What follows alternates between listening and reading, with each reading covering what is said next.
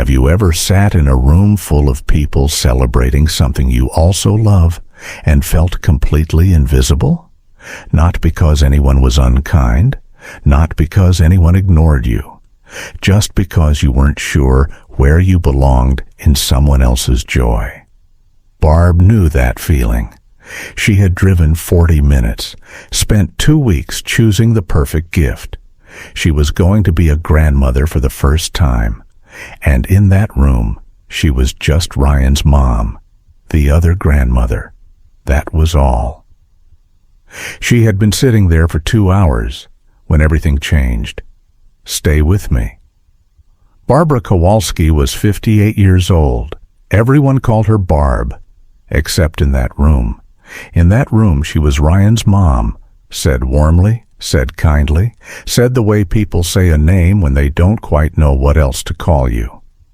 She had been introduced that way 7 times since she arrived. She had counted without meaning to.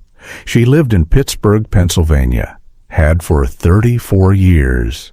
Same house, same neighborhood, same kitchen where she had made Ryan's lunches every morning from kindergarten through senior year.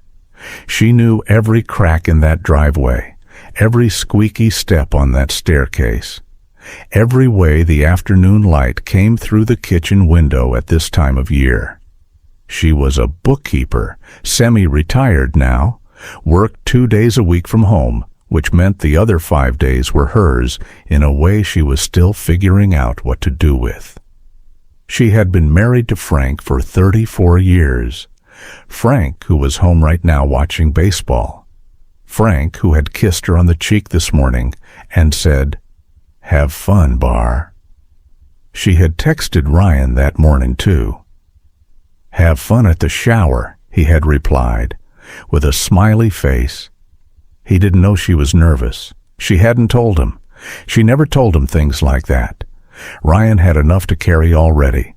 A new job, a baby coming, a life being built from scratch.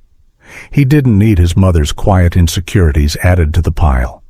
So she had texted back, "Will do, love you," and driven 40 minutes. Alone. Ryan had married Jessica 3 years ago. Jessica was warm and capable and organized, the kind of woman who sent thank you notes within 24 hours and remembered everyone's food allergies and made things run smoothly without anyone noticing the effort behind it. Barb had liked her immediately. She still did, mostly. Jessica's mother was Diane. Diane was everything Barb was not. Loud, funny, completely at ease in her own home. The kind of woman who introduced herself to strangers like they were already friends. Barb had always admired that. She had also spent 34 years wondering why it never came naturally to her. This was Diane's house, Diane's party, Diane's people. 40 women in a bright decorated living room, pink balloons, flower arrangements that must have taken hours, a dessert table that Diane had clearly spent days on. Barb had walked in and thought, "This is beautiful." And then she had found a chair near the window and stayed there. There is a specific kind of loneliness that has nothing to do with being disliked. It is the loneliness of being on the edge of something, close enough to see the warmth, not quite inside it. The loneliness of belonging to the story, but not quite to the room. She watched Diane move through the party the way water moves, effortlessly, naturally, finding every space.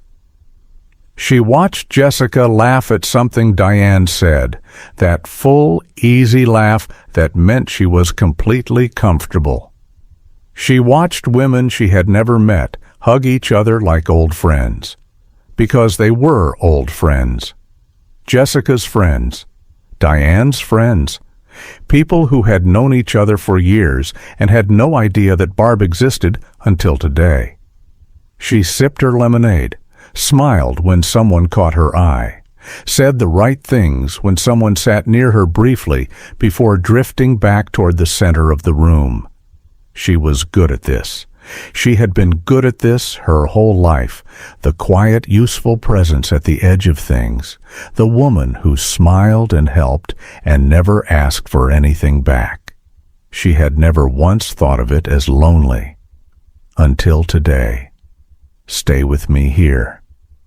Because in about 20 minutes, something is going to happen at that gift table that Barb has been sitting near that window, completely unaware of.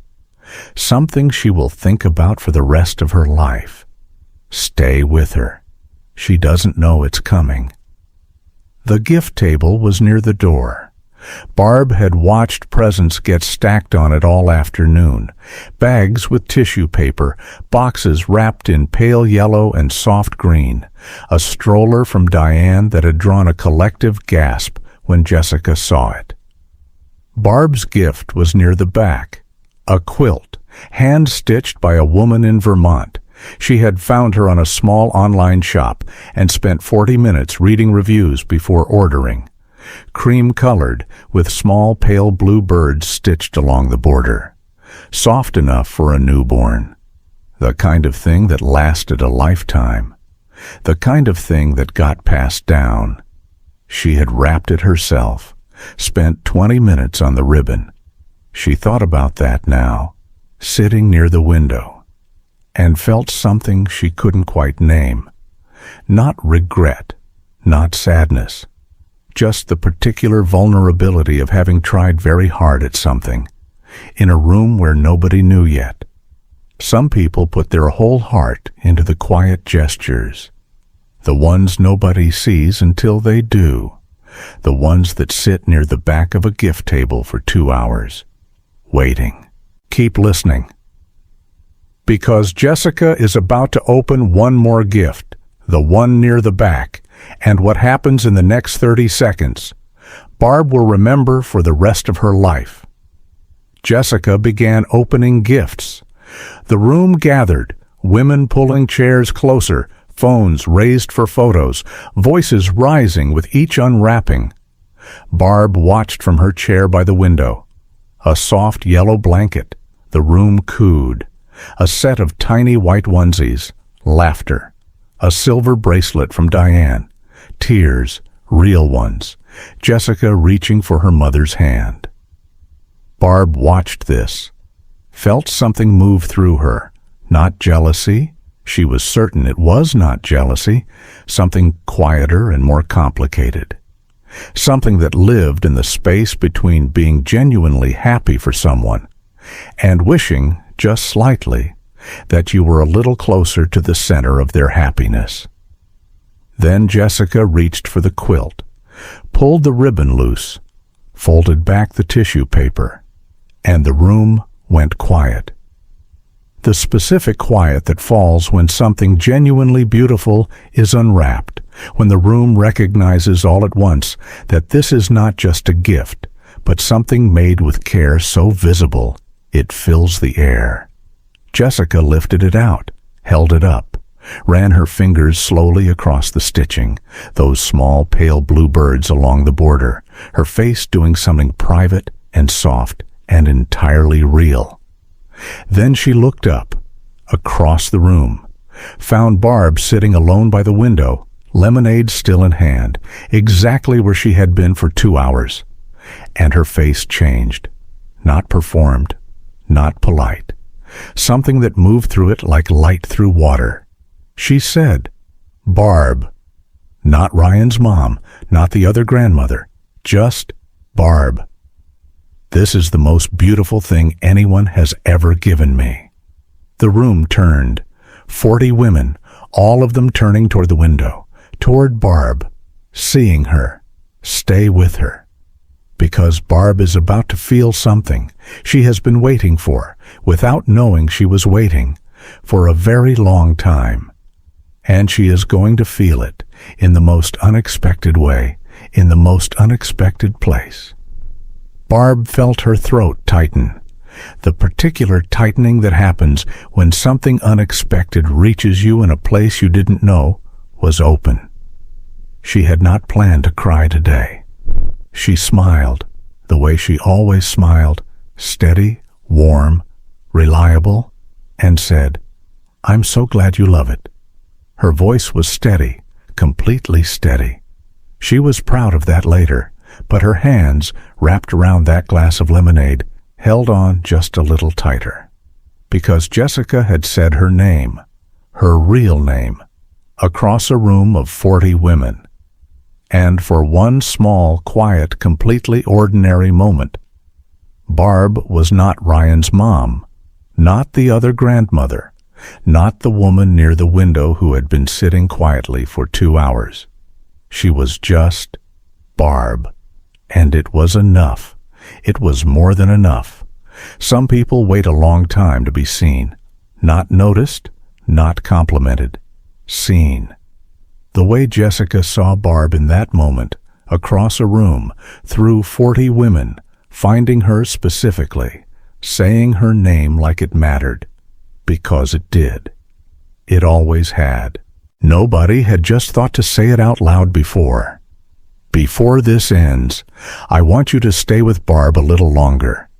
Because what happens after the party, in Diane's kitchen, with dish soap and a yellow drying towel, is the quietest and most important moment of her entire day.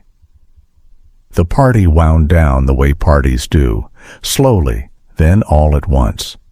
Women leaving in groups, hugging Jessica, hugging Diane, voices carrying out to the driveway, and then fading into the April afternoon.